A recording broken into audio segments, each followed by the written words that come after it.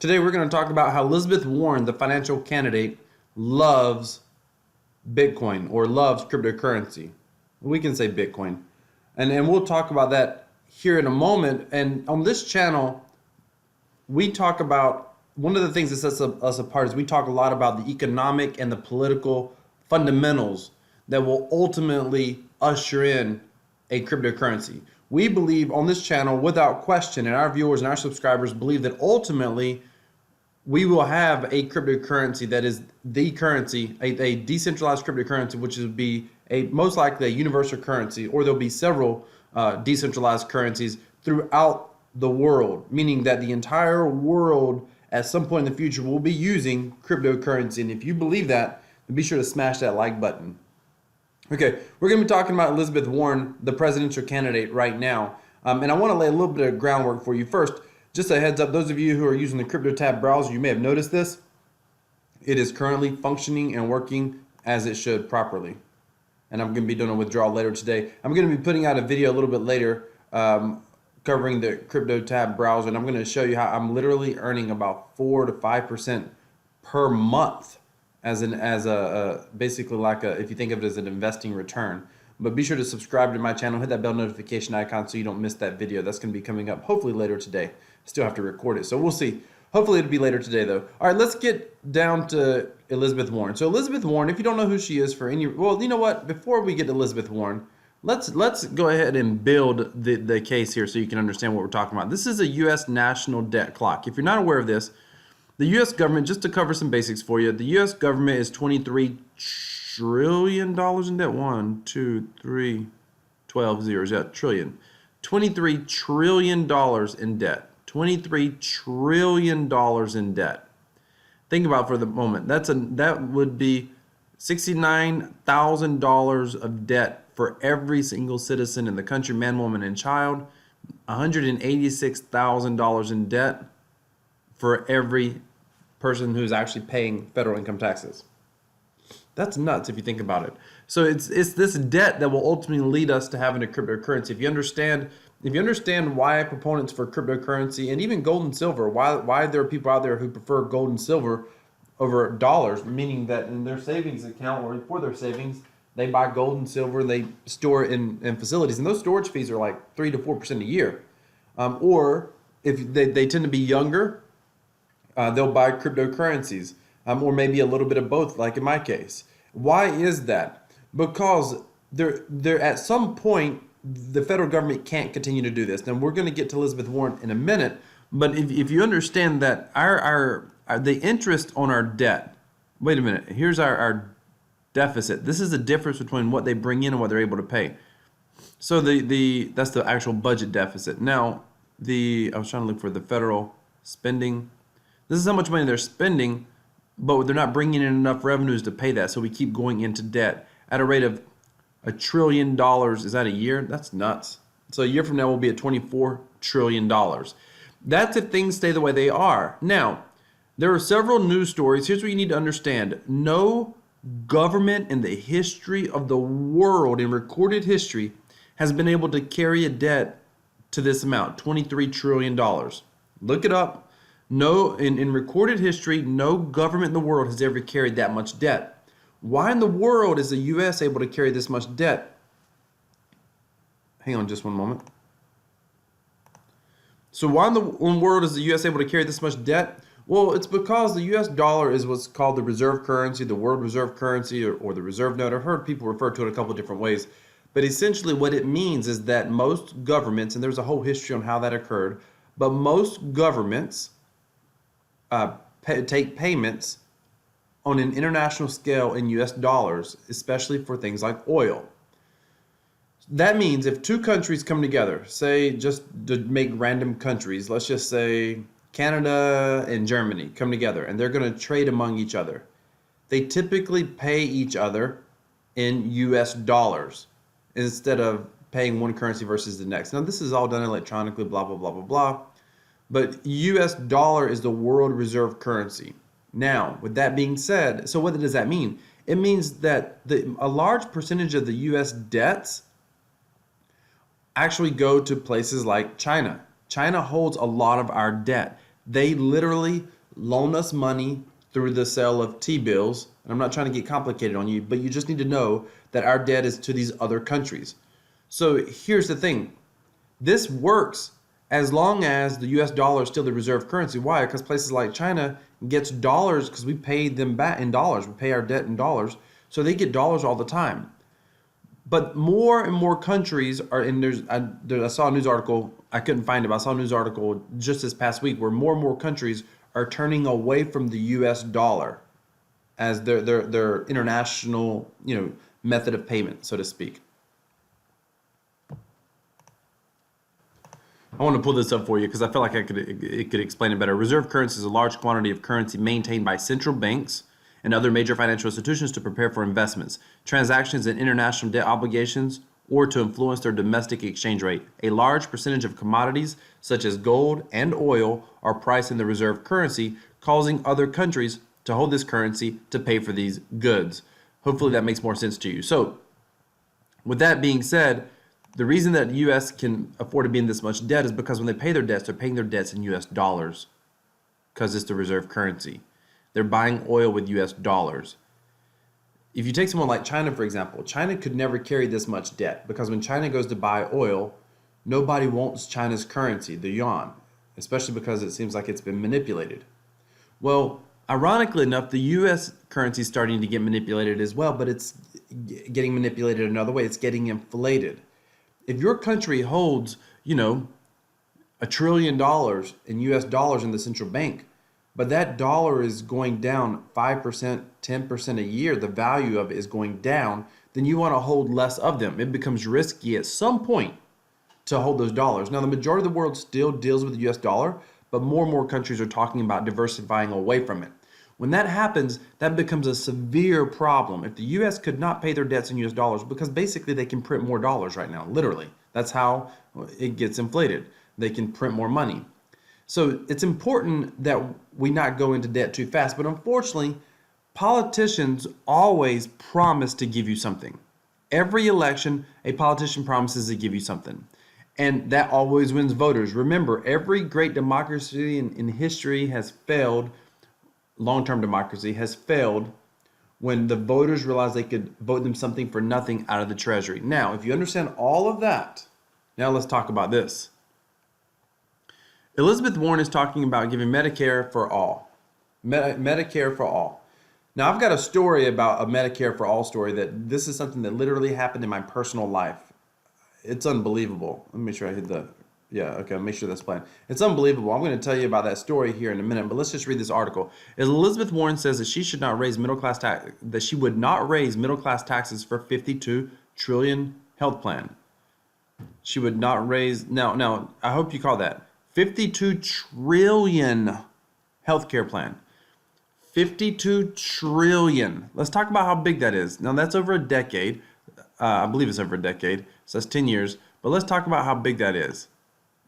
52 trillion. That's adding $5 trillion per year. The problem is that doesn't calculate inflation and everything else. It would actually end up being more than 5 trillion by the end of the decade. But still, currently they're calculating at about $5 trillion per year. And she says she's going to raise it, she's going to pay for it by not raising taxes. By not raising taxes. Where's it at? I want you to listen to this for a minute. Elizabeth Warren's Medicare for all claims are as credible as her Native American heritage, blah, blah, blah. Okay. I don't care about that. The report notes there's not enough annual income available among high earners to finance the full cost of Medicare for all. Even increasing the top income tax rates applying to individuals making more than $204,000 per year and couples making over $408,000 per year to 100% would not raise $30 trillion over a decade. And by the way, this article was assuming that it was going to cost about $32 trillion. So this article is written with the assumption that it's going, 36 trillion, that it would cost 36 trillion. Elizabeth Warren says it's going to be, 52 trillion. So keep in mind that this is about, a good 30 to 40% less And now here's the problem. They say things like, we're not going to raise taxes on the middle class. We're going to raise taxes on only the wealthy. But it just showed you right here, like even raising those taxes 100% wouldn't do it. The rest of the report shows how massive the tax hikes would have to be to come close to raising the money needed. Okay, to raise 30 trillion, we're talking about 52 trillion. But to raise 30 trillion, you'd have to add a 32% payroll tax to all wages on top of the 15% already imposed to finance Social Security and Medicare. So in a 32% raise on your taxes, that's nuts. Imposing 25% surtax on all income above the standard deduction, which would result in the lower tax bracket of 35%, resulting in the lowest tax bracket of 35%. The lowest tax bracket in America would be 35%. I think now it's like, what, 15%? Creating a 42% value added tax. Now, a lot of people in America don't know what a value added tax is. It's a VAT tax. So this is common in Europe, and I think it's common in other places as well. But basically, this is like a sales tax on everything. So imagine a sales tax. Oftentimes there's a state sales tax of like 5%, 6% on certain items. Well, imagine a federal sales tax of 42%. Now, of course, you're still going to have your 6 or 7 or 8% sales tax from the state as well. So you're talking about 50% being of everything that you buy being a tax to cover this. Now, if you think this is far-fetched, Ivan on Tech last week did a video, and he's a popular cryptocurrency YouTuber. You go check out his channel. He always talks about the technical aspects, where I like to talk about the fundamentals. He talks about the technicals. So on his channel, he just happened to mention how much taxes they pay. And he said that he was telling, he said, hey, if you're Swedish, because he's from Sweden, and you buy you pay for airfare, you should look at your bill. And I forget what he was saying. I think he was saying that it was like 40 or 50 or 60% of the entire price is just taxes and fees imposed by the government. So imagine everything that you buy costing 42% extra. You want to buy a computer? Well, it's currently $1,000. Now it's going to be $1,400. That's crazy. Think about that. You want to go buy a car? You want to pay 20 grand for it? Well, now it's going to be what? 2,800? Sorry, 28,000 just in taxes. Imposing a mandatory premium of 7,200 for every individual in the nation, more than doubling individual and corporate taxes, cutting the rest of the federal budget by 80%. That's never going to happen. That's saying coming up here to the U.S. debt clock and cut the federal budget by 80%. Not going to happen. All right. More than doubling the national debt. Yeah, it's going to absolutely double the national debt. So how is she going to pay for it if she was elected? Ultimately, she would have to pay for it by printing more money, going into more debt. And what happens when you print more money? You're going to have more people losing faith, because people already realize, places like Japan and stuff realize already that we're not going to be able to pay off our debt. And the only way that we're paying it is by printing more money. And they're okay with doing it right now. And the reason they're okay with doing it is because inflation typically, something that Ivan on Tech said on his channel, which was absolutely wrong, by the way. He said that if inflation doesn't affect the rich people, like if you own assets like real estate, etc., it doesn't affect you. It really affects the employee, the person who's like the 9-to-5 earner. Well, that's true. It affects the person at the bottom of the income chain the worst, for sure. For sure. The irony is those are the very people who are wanting to vote for this, except for the very extreme wealthy. But when we talk, the epitome of wealth is, the heads of nations in most cases. Outside of the U.S. president, most of the time to be a president, you've got to have a lot of wealth in most cases, or you got to control the military. The U.S., that makes the U.S. very, very different in a lot of respects. But you look at the powerful elite, or the banking elite, which is the richest, the people who run the central banks of the world, the richest people in the world, when they get that money, even though it's been printed, even though it's going to cause inflation, inflation only takes effect once it gets into the economy. In other words, people don't realize there's a supply issue. They don't realize until after it's already been spent and it's into the economy that there's more of it. There's more supply, essentially, of those dollars. So for now, China's central bank, European central banks, whatever, every central bank will still take those dollars, but they're understanding this is going to become a problem because at some point when you hold more dollars than everybody else, you're not going to spend those dollars as fast as everybody else because you've got a big stockpile of them. And so therefore inflation is going to ultimately affect you as well at some point if you have too many dollars on hand. I hope this is making sense to you. I'm keeping this as like elementary as possible, as basic as possible. You really should watch the documentary Money as Debt. It's on YouTube. It's an animated documentary about 45 minutes long, Money as Debt. And then you'll understand how this whole debt-based system really works. But with that being said, eventually the US is going to run into a problem. And we're starting to see cracks in the financial foundation now. But it's caused by our debt. And here's the problem. The smartest people in the room know this. They know this. But most people are not educated on these fundamentals. So here's what's happening. The reason I say, and obviously I'm being sarcastic when I say that she loves cryptocurrency. I don't know, maybe she does. But her policies are going to usher it in because it's going to ramp up debt so bad. And really and truly, I'm bullish on cryptocurrency long term. But it's kind of painful because the reason it's because a lot of people are gonna go through a lot of financial pain, before cryptocurrency is the primary currency of the world, and they're gonna lose faith in all of government's currencies eventually. So this is the path to that. By the way, this is the path to that. I've got an entire documentary on my channel, a whole playlist about how Bitcoin's going to go to $1 million. And I'm going to add this to that playlist because that's exactly what's going to happen ultimately.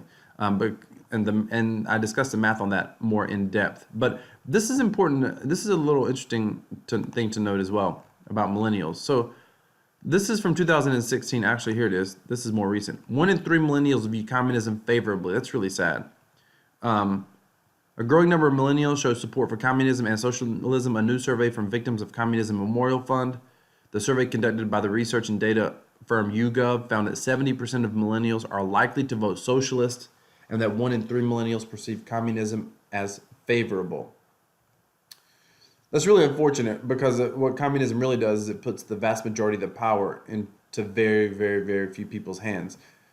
Communism and socialism is like the very little brother of communism. But the idea is that everybody's financially equal and nobody has too much more than the other person. The problem is somebody has to make a determination on how to divvy up that money and where it goes. And it means that not only is the power concentrated in very few powerful people, just look at Russia. I mean, Vladimir Putin has ridiculous power in Russia. But you just look at, he also has some charges of corruption. However, the people that have publicly, internationally made headlines for his corruption have been literally killed mysteriously. I mean, that's insanity. And I'm not saying that the U.S. is going to become Russia. I actually think that there would be an economic world collapse before that occurred. But the reason that there would be an economic collapse is because we, the citizens, unknowingly are voting for people that are unfortunately leading our country in that direction. Now, I'm not saying that Elizabeth Warren is a communist or a socialist, but she definitely has policies that lead in that direction. Bernie Sanders, absolutely. I mean, he says he's a democratic socialist. By the way, this is an article back when Bernie Sanders was running, and this is very fascinating. Millennials want socialism, but they don't want to foot the bill for it. Following Bernie Sanders' electoral triumph over the week, blah, blah, blah. The expanded social welfare state, Sanders thinks the United States should require everyday people to pay considerably more in taxes. Yet millennials become adverse to social welfare spending if they foot the bill. They reach the threshold of earning $40,000 to $60,000 a year. The majority of millennials become opposed to income redistribution, including raising taxes to increase financial assistance to the poor. Similarly, a recent poll found that while millennials still own their parents' health insurance policy, supported the idea of paying higher premiums to help cover the uninsured, 57% higher premiums. They support higher premiums as long as their parents are paying for the insurance.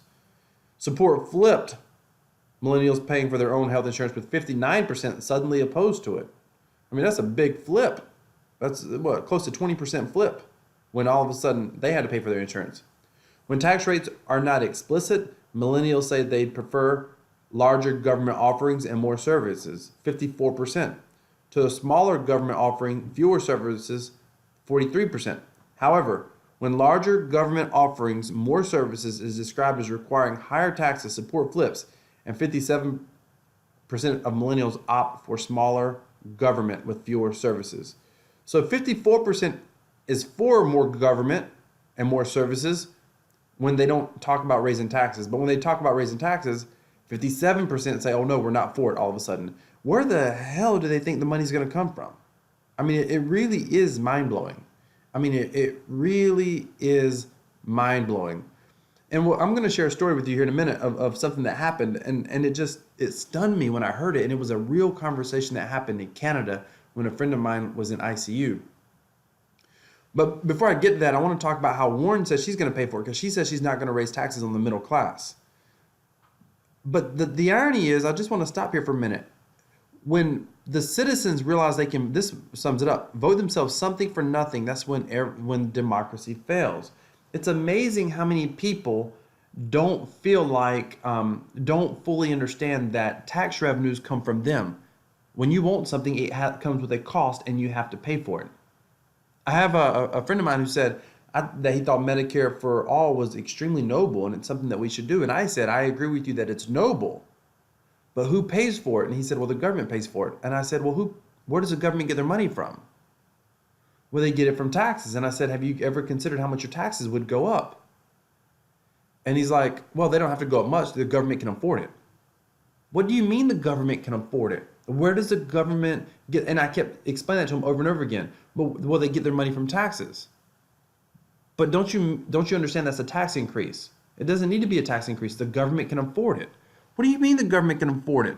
It's like there's this massive disconnect. And unfortunately, that is exactly why we're headed towards a world that's going to ultimately be dominated by cryptocurrency, because it's people with that thought process, which is the majority of citizens, because very few people discuss things this deep. So I applaud you. If you're still here with me, I applaud you a great deal. I mean, you want to educate yourself, you want to understand things, or you agree with what I'm saying already, and it makes you feel good that somebody else is saying something similar, something that you already understand.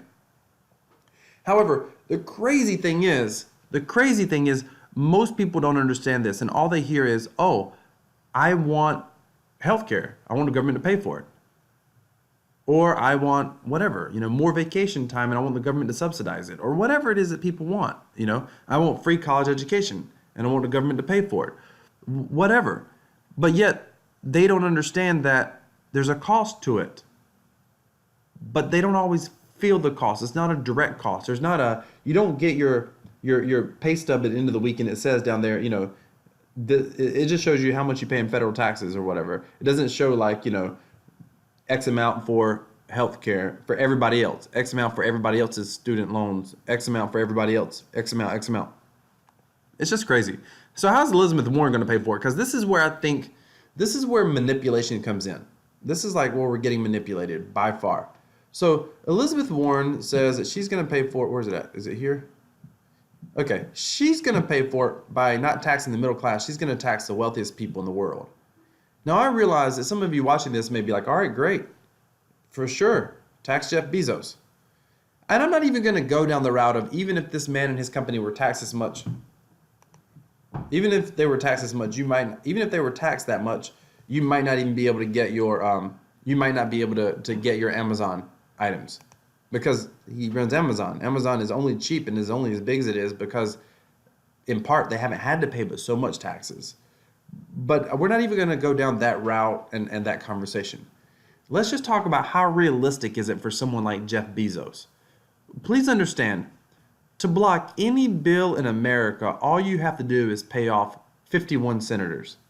You don't even have to pay off all 100. There's only 100 of them. This is $7 billion. To break that down, that is 7,000 million. I mean, the man would be better off dividing 7,000 million by 100. Let's see, 7,000.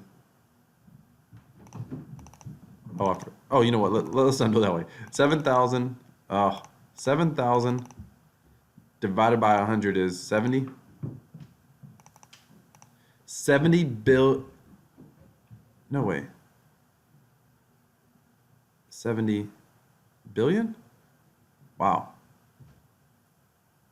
Yeah, because times 10 would be 700 billion. 7,000. Oh, 7,000 million. 70 million. Oh, there we go. 70 million. He basically would just need to donate 70 million through various campaign contributions or whatever. He can find a way to pay off every senator. And he doesn't even need to pay off every senator. He could spend 140 million paying off, 50 of them, and it would not go through. He probably doesn't even need to pay off that money, and he probably doesn't even need to come close to spending that amount of money. That's never going to happen. So in order to make good on this campaign promise, she's got to either raise taxes or issue more debt, which means print more money. That's insanity. It is insanity. Now, let's just go through this article. We don't need to read all of this article, but let's come down here to the other part. I thought, okay. So other billionaires would see a sizable jump. Warren Buffett, 6.4 billion for Bill Gates. Warren Buffett would pay $5 billion. Mark Zuckerberg would pay $4.2 billion. Now, is it possible that any one of these gentlemen, or two of these gentlemen, or three of these gentlemen don't want to pay that much in taxes? Is that possible? Maybe they want to keep it for their greedy selves. Maybe they want to give it to their own nonprofits that they like to support, or their own philanthropic organizations, as opposed to just giving it to the government. Either way, is it possible that any of these people don't want to give away their billion? It only takes one to pay off a few senators appropriately. And there's a lot of ways this is done, by the way. There's a lot of ways this is done. I think it was, let me just have some equal opportunity here and hit a Republican. I think it was the guy in Texas, Cruz. What's his name? Freaking Cruz. I can't think of his name right now. Ted Cruz. Ted Cruz, the guy ended up having I read an article about different ways politicians have been, legally sort of compensated. And Ted Cruz basically had a bank issue him a no-interest loan of like $100,000, $200,000 on his home or whatever it was. And then, 2 years later, they forgave the loan. Have you ever had the bank forgive you of $100,000, but they forgave the loan? Banks can do that. That's perfectly legal, by the way. Was that a campaign contribution? Come on. What do you think? Come on. What do you think? So this is if the citizenry were to vote for someone like Elizabeth Warren, then you're sealing your own fate. We would be sealing our own fate. I don't think Warren's actually going to get in the office. I hope she doesn't. But if she does, just know that we're headed to cryptocurrency going mainstream far, far faster. Now, let me share with you a story. This is a literal, true freaking story that happened to me, and it blew my mind. If there's any of you that's ever had someone very sick in your family, like in ICU, particularly here in the U.S., then this is going to make sense to you. Because when it happened to me, I heard something. The Canadians in the room thought it sounded normal. There was 3 of us from the U.S., and all 3 of us were like appalled at what we heard. I have a friend of mine who's Canadian, and she's a good bit older than me. I'm like, her kids are younger than I am by a good bit. She's older than me by a good bit. And I'm friends with the family. And she ended up getting very, very sick. She ended up going to ICU, and she literally was on her deathbed. In fact, I flew to Canada to see her, and I took a suit with me because I thought that she may pass away. She was in ICU. Her fingers were like, the tips of her fingers were extremely dark, and they were trying to wean her off the ventilator. They just couldn't. So we're staying at this like hostel type hotel type thing. I don't even know. It's like a Catholic church. It was in Toronto. It was like a Catholic church, I think, that had like this little hostel set up. And we were staying there. And it was basically kind of like a hotel, except there's a centralized dining area and kitchen area. And one morning we're sitting there, and of course all the people that were there had family members that were in the hospital. And there's a gentleman sitting there, and he's reading the newspaper, and someone goes to make small talk with him, and he kind of gets choked up. And we're all sitting there, we're being sensitive, we're just being quiet. Obviously something's going on in his life. And one of the people with us said, do you want to talk about it? And he said, well, I have a hard decision to make today. And he said, the doctor told me that I need to pull the plug on my wife. So she was on a ventilator because somebody else needed that ventilator, and I was being selfish by not pulling the plug on her. She wasn't going to recover. Now, that made a lot of sense to the Canadians in the room, even though they felt sad for the guy, because it's a shared healthcare system. They have Medicare for all. Everybody pays for that. Everybody has to use it. The hospital didn't have another ventilator they could get a hold of. He needed to make this decision, pull her off the ventilator. But in America, that never, ever happens because all of us, typically through our private insurance, or the majority of us through our private insurance, are paying for that ventilator. So no one would ever say, you need to give up that ventilator. You're being selfish. Nobody would ever say that. You're paying for it. No, it's just like no one would come to your house and say, hey, you have a 3-bedroom and a game room, or you have a 3-bedroom and a basement. No one's sleeping in your basement. You're required to put the homeless guy down the street in your basement, or in your spare game room, or in your guest room. Or you know what, your 2 kids are young. They're too young. You got these 2 small kids under 10, and you got a 3-bedroom house. There's a guy down the street and his son's sleeping under a bridge. So the government's going to require you to move your 2 kids into 1 bedroom and let the man down the street come and stay in your house. No one would do that. Why? Because it's your house. You paid for it. It's yours. But in a socialized system, it is reasonable. We all pay for this through our taxes. It's a shared resource. And I just could not believe that he was required. You know what else happened in the hospital? I'll share this with you. And I just thought that does not happen in the US. So I have a bit of a medical background, and the oldest child, I was asking a lot of questions about his mom. You know, is she doing this, she doing that, so on and so forth. What have they told you about this? And he said, I don't know how to answer these questions. And he said, I didn't even think to ask these questions. He said, well, you come with us when we go in to see the doctor. And please feel free to ask any question you want. Even if I don't understand it, just explain it to me later. And I said, if that's what you want, sure. So I go in with him, and I was sitting there, and all the kids were young. Like the oldest boy was like, I think 21 at the time. And so I was sitting there, and I'm asking the doctors questions, and he, A, knew very little, and B, got tired of me asking questions. I mean, he basically said as much. And what it came down to was, I noticed later, I mean, he was just strained. He was seeing as many patients as he could. He was not well versed. Literally, he came into the hospital. He had an assignment to have this conversation with the family. He was not the primary care doctor for the family. Now, this sometimes happens in American hospitals as well. Especially if you have like a medical practice and there's a doctor, there's like, say, 2 doctors in the medical practice. One might be your doctor. Well, your doctor's off that weekend. His partner will cover for him. So he'll come in and he'll see you. However, most of the time, he's going to read through your chart. Look what's been going on with you. What's happened lately? Read the nurse's notes for the past couple of days. He's going to have some idea. Read what the doctor's plan of action has been. You know, his partner. He's going to have some idea what's going on with you. So he's going to be able to typically answer your questions extremely competently. I'm telling you that this doctor basically, all he told them was what they were going to do with her. And for some of the procedures, like in the States, they didn't even have to give consent, which I thought was crazy. But it's just the way that it's a different healthcare system, and it's a shared resource system. I'm not going to say that part's good or bad. I can tell you that I would prefer for a doctor not to tell me that I need to pull my loved one off of a ventilator simply because someone else needs to use the ventilator. I prefer for our insurance to be paying for that ventilator. Maybe I'll make it so big in cryptocurrency, I'll just say, you know what, forget the insurance. I'll pay it out of my pocket. You're going to leave my mom on that ventilator, or my wife, or my spouse until I'm ready to take them off that ventilator, or until I come to terms with that.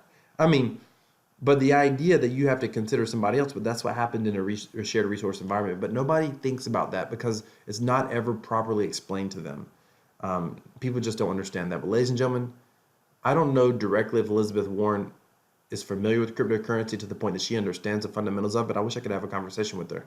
I would have a conversation with any politician about this. I wish I could at least have a conversation with her, or if someone could. But I don't know that she cares, because at the end of the day, she wants to be elected president. So she's going to say whatever it takes to get her there just like Donald Trump did, just like Obama did, just like George Bush did.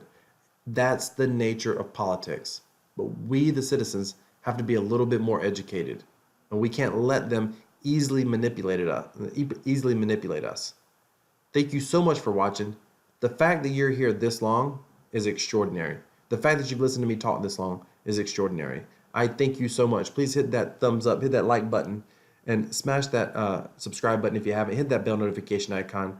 These are some of the fundamentals of why cryptocurrency is going to be going up in value. No question. No question. Do me a favor.